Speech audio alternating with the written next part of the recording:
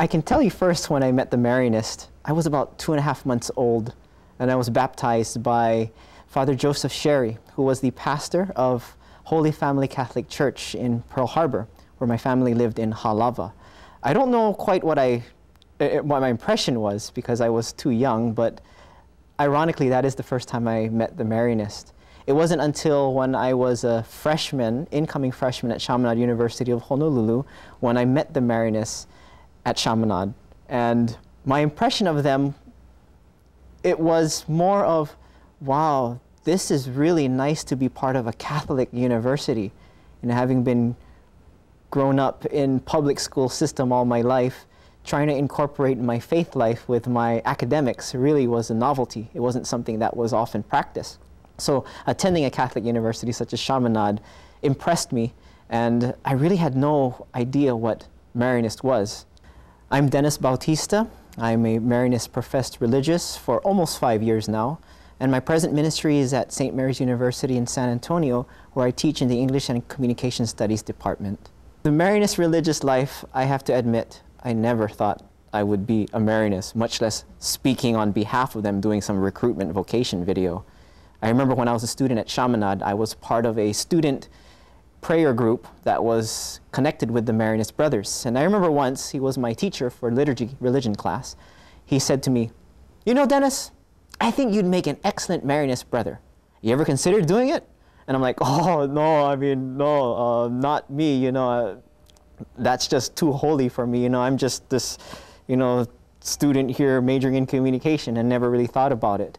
But what I did appreciate about being a part of a prayer group where Marianists were involved with students at the Halepohaku community was that the way that they taught me how to pray, it wasn't about simply reciting memorized prayers, which is a valuable type of prayer in and of itself, but it was about how do your scriptures and how do what God speaks to you through the word of Christ, through scripture, through the Mass, how does God speak to you in your everyday life? And how can you apply that to your daily life?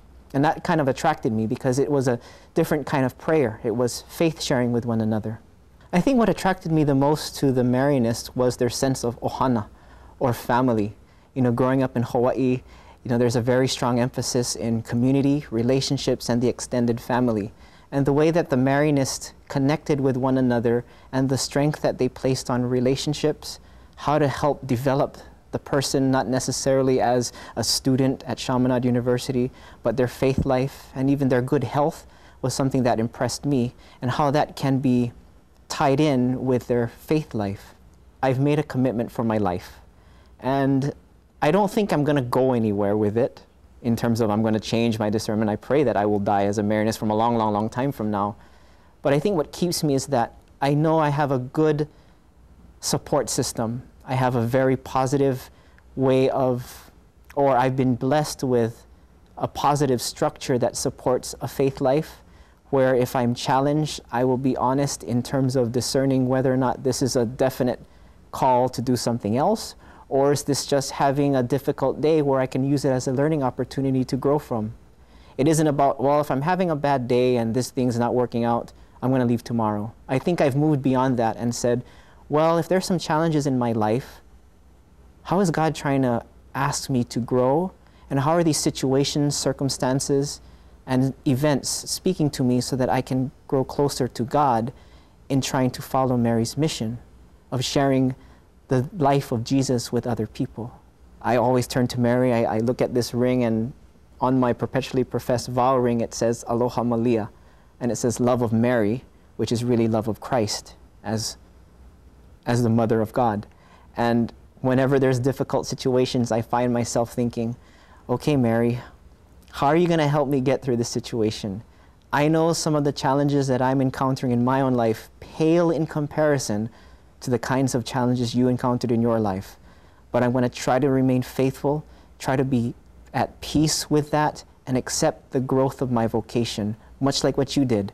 You, Mary, you only said yes once when the angel visited you and said that you're going to be pregnant out of wedlock.